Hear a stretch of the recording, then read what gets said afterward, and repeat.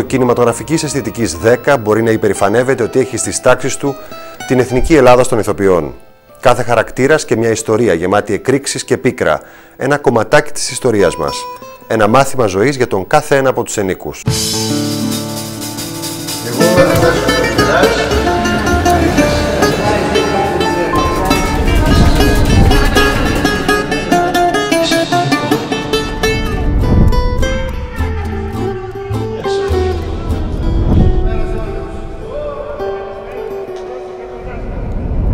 Το 10 είναι το κύκνιο έργο του Καραγάτση, το πιο φιλόδοξο και συναρπαστικό βιβλίο του.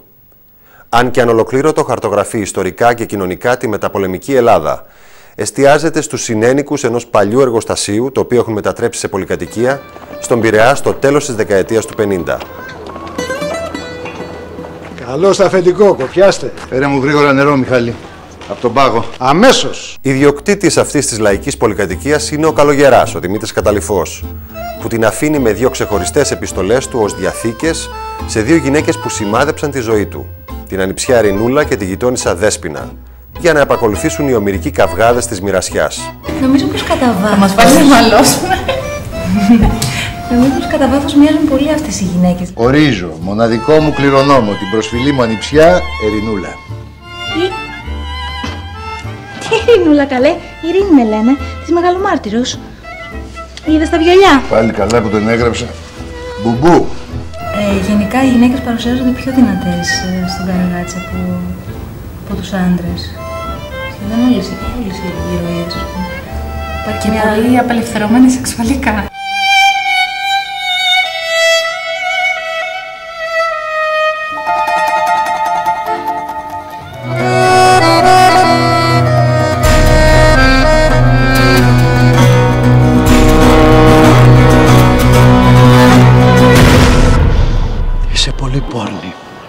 Το δεύτερο κεντρικό πρόσωπο στο 10, ο φυσικός και ταξικός αντίποδας του Καλογερά, είναι η Ελενάρα. Εδώ θα βάλεις τσουκάλι εσύ. Εμένα μου μαγειρεύουνε άλλοι. Έχω υπηρέτριες εγώ, για ποια με πέρασες. Η γριά πόρνη που ζει με το σκύλο της και πληρώνει το Μικέ για να ζήσει μια ακόμα στιγμή έρωτα. Να πούμε γιατί είναι Ελενάρα, γιατί είναι μεγάλη. Να πω είναι πλατιά. Είναι μια γυναίκα πολύ... Δεν υπόκειται σε κανένα περιορισμό. Γνωρίζει εδώ τα πράγματα, τι συμβαίνει, τα παρακολουθεί από εδώ, από αυτή τη θέση που βλέπετε είναι το σκαλοπάτι αυτό, είναι το σημείο ελέγχου. Σκούνημα και λίγης με Ειρηνούλα, τι να την νιάξει. Έχει πουτάνας ριζικό και ακάματρα σμήρα. Ποιο είναι το μεγαλύτερο μάθημα που έχει πάρει η Ελενάρα από τη ζωή? Ολημερής να χαίρεται τα κάλλη της ζωής, γιατί τα πλούτη στους νεκρούς δεν ωφελούν διόλου. Ο Φουντούκος πουλάει τις κρέμες της Βασίλισσας Όλγας και οι δουλειές του φαίνεται να πηγαίνουν καλά. Ανοίγει μαγαζί και μπαίνει στη ζωή του η Μάρθα, η οποία μετακομίζει στο 10. Είναι η αριστοκράτισσα της πολυκατοικίας και ο Φουντούκος ενθουσιάζεται μαζί της. Μάρθα Μετζελή είναι το όνομά μου, σε εισαγωγικά, σε πολλά εισαγωγικά. Μια γυναίκα η οποία είναι κάπως διαφορετική, πολύ διαφορετική από τους άλλους κατοίκους του 10. Έχει έναν στόχο, νομίζω ότι δεν υπάρχει κάτι που δεν μπορεί να καταφέρει η Μάρθα, τουλάχιστον αν βάλει κάτι στο μυαλό της. Μπορεί κάτι να της ξεφύγει και της ξεφεύγει κάτι, αλλά και πάλι το διορθώνει. Μέσω του Φουντούκου. Μέσω, ναι, αλλά ναι, φυσικά μέσω ενός άντρα, είναι και μια συγκεκριμένη εποχή εξάλλου. Παρ' όλα αυτά, η Μάρθα μπαίνει στη ζωή του και του αλλάζει τη ζωή. Τι έχεις να πεις? Αυτή είναι η... Ναι, ντε. Τι ξέρεις για αυτήν, πότε τη γνώρισες? Έχει το ψώνιο της καταγωγής εκείνος, είναι μεγαλοπιασμένος και βρίσκεται σε μια σχέση που τον δυναμώνει.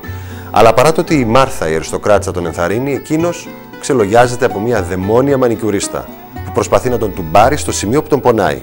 Το θέμα είναι πώς θα συμπεριφερθούν οι δύο γυναίκες στη συνύπαρξή τους με τον άρχοντα του κόσμου. Ο Μιχάλης ο Φουντούκος δεν πιστεύει ότι είναι ο άρχοντας του κόσμου, είναι ο άρχοντας του κόσμου. Απλώς οι άλλοι δεν τον πιστεύουν. Πώς πάει η δουλειά, Φουντούκο? Δόξα τω Θεώ, ξεπούλησα.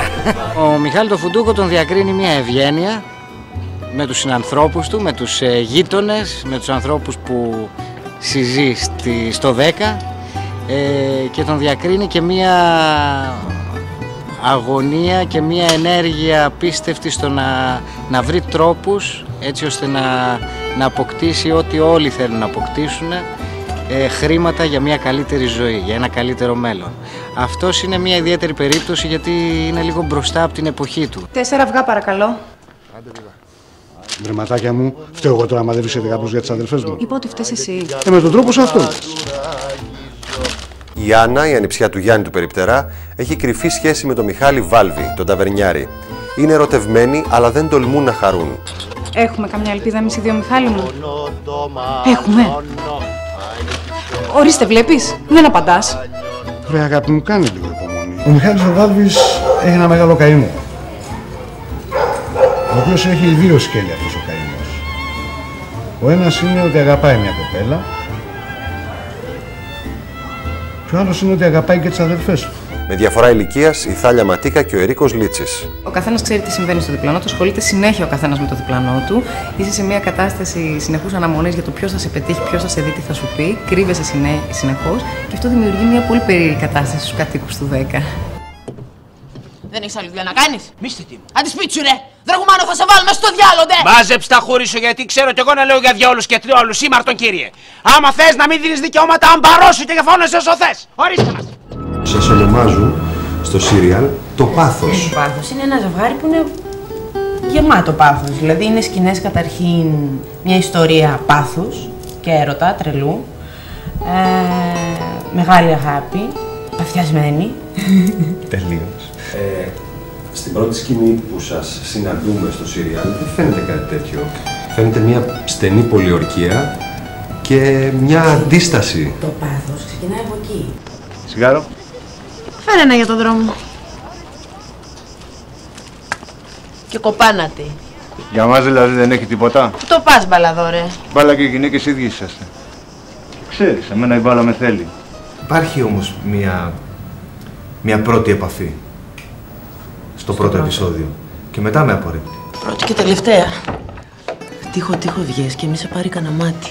Αλλιώς ποιος τους ακούει? Το πρωί θα βγω. Το πρωί.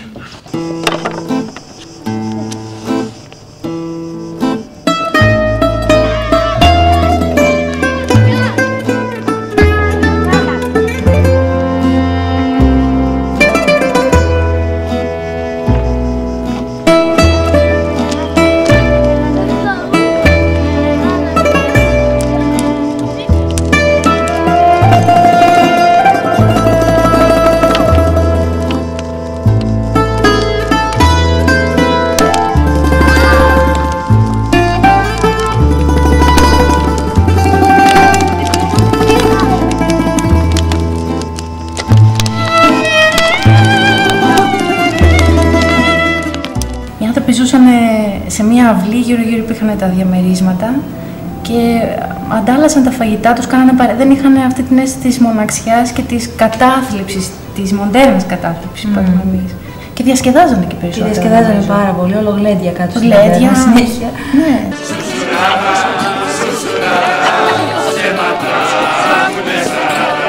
Αν μου κάνεις την ερώτηση αν θα ήθελα να ζω σε εκείνη την εποχή, θα σου πω δεν ξέρω.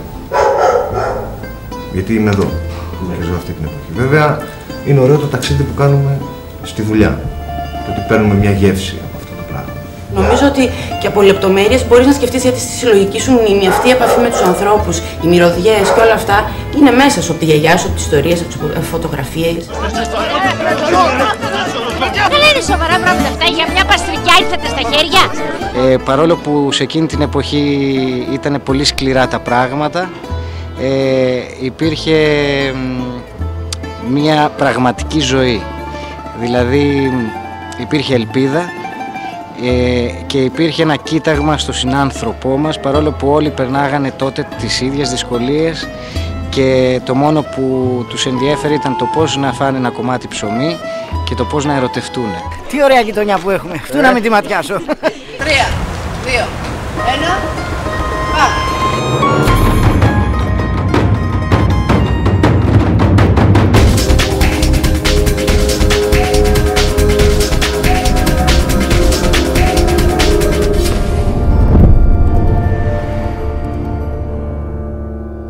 Το χαρακτήρα μου. Κάθε φορά πριν από το πλάνο μου τον εξηγεί η Πηγή Δημητρακοπούλου, γιατί όλο το ξεχνάω. Επόμενη ερώτηση, παρακαλώ. Πού τα ξέρεις όλα αυτά, Τα έχω διαβάσει! Έχουμε και άλλη ερώτηση? Όχι. Εντάξει. Πες από την αρχή. Δεν το θυμάμαι. Τέλειο! Είμαι ο άρχοντας του κόσμου!